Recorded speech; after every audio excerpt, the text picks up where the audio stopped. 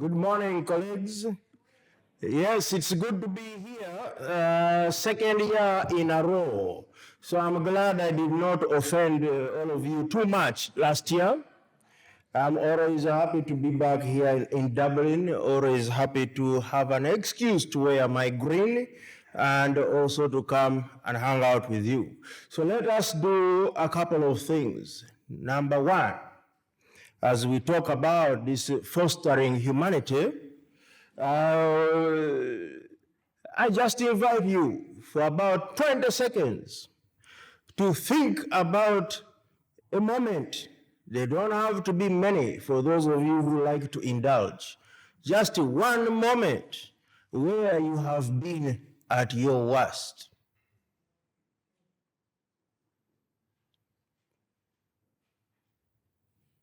I'm not going to ask you to share. So please, really, go into yourself for 20 seconds. Remember a time, and it cannot be right now, but remember a time when you've been at your worst, especially at your worst regarding other human beings and how you've treated them. It's not a selfish endeavor, it's about how you've treated others at your worst.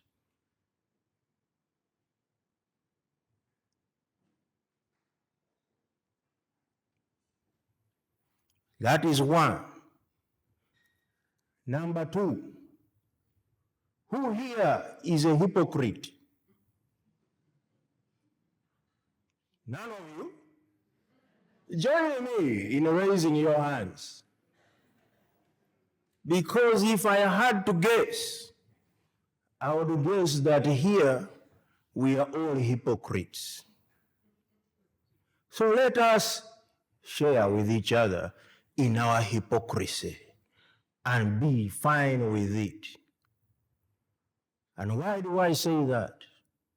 Because as much as we do our global health partnerships and our development partnerships, at the end of the day, we have people to take care of, we have to get a paycheck to take home, and so that means that sometimes we do not always say that our values lead our decision making.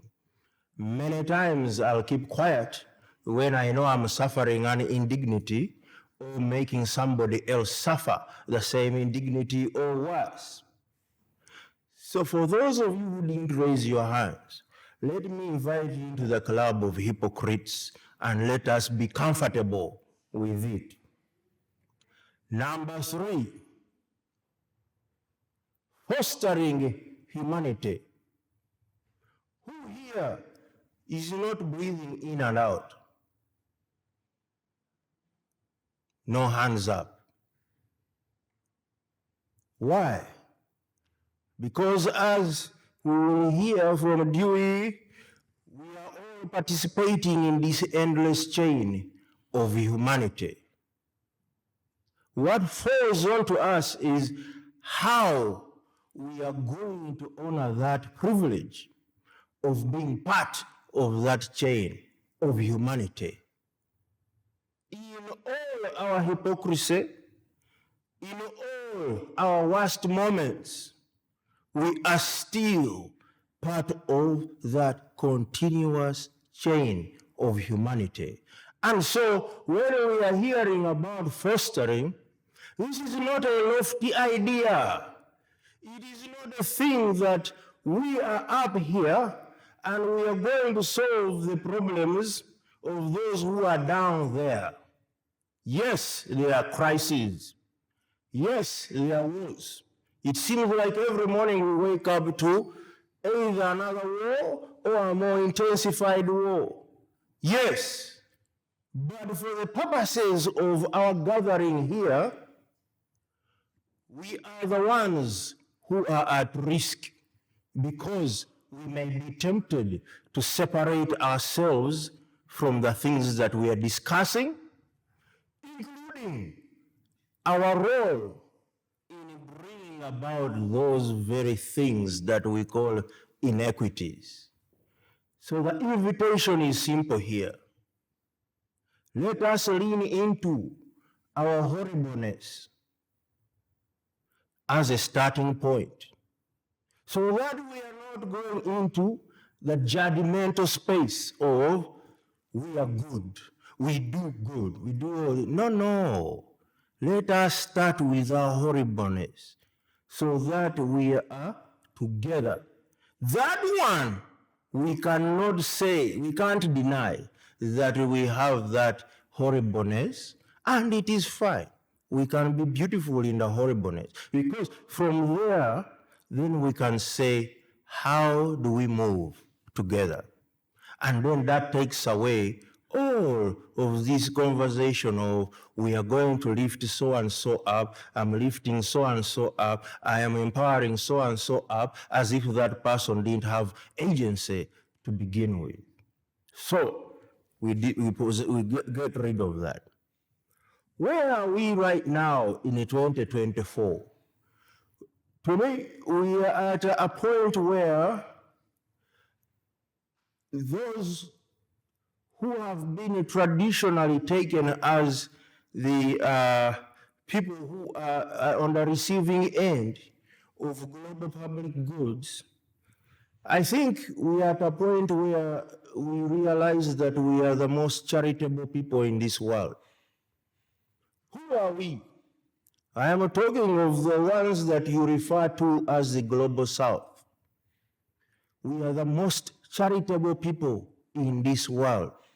Why? Because all of those global health things you do are in our global south, by and large. And we have let it happen many times on your terms, and sometimes on our terms. But then again, we've also been bad at it together. And that is the point, is that we have been bad at many things together. But at this charitable point, I will not cede ground, because we've been very, very charitable, and will continue to be so. The question is, will the rest, the minority, also become charitable? And what do I mean by charitable? I'm not talking about your euros or your dollars. I'm talking about dropping the facade of greatness so that we can embrace each other, really. Because without that one, we can't really move in the way we are talking about this thing, equity. We can't. So, the invitation, you embrace me in all my glory and horribleness.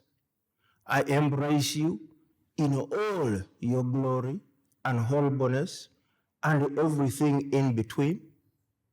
And the earlier we drop the pretense, the better. And right from the start of our engagement in this forum, I loved the beginning with a poem.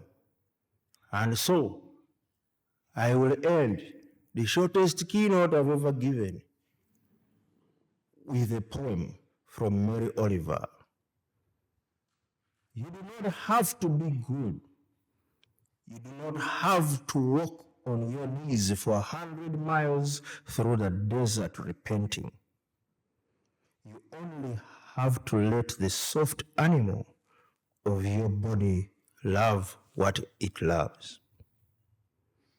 Tell me about despair, yours, and I will tell you mine.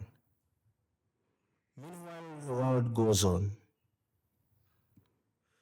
Meanwhile, the sun and the clear pebbles of the rain are moving across the landscapes, over the prairies and the deep trees, the mountains and the rivers. Meanwhile, the wild geese, high in the clear blue air, are heading home again.